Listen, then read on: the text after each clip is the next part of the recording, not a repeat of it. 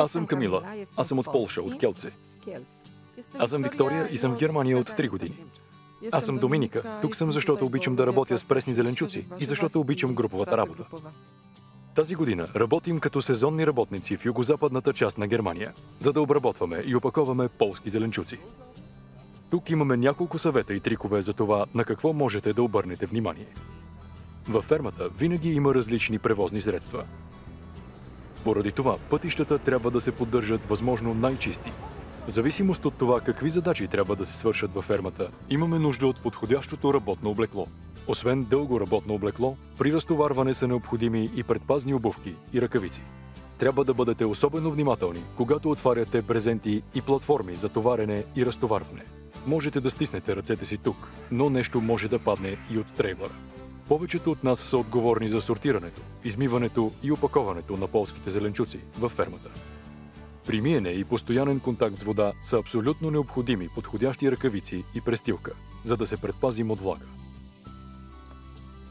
Компанията ни предоставя това. Работим в екип и товарим и разтоварваме машината ръчно. За да направим това, ние многократно повдигаме пълните кутии с зеленчуци от и върху палетите.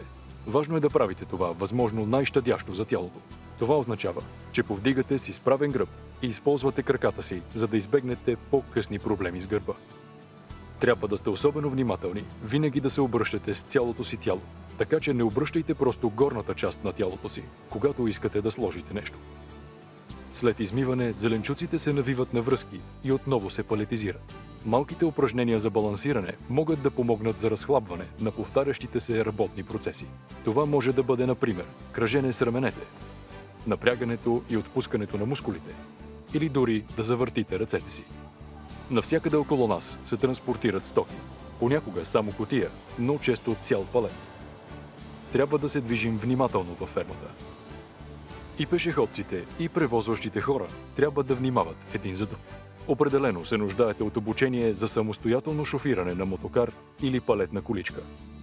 Можете също така да намерите повече съвети за сезонна работа в Германия на уебсайта www.agriwork-germany.de.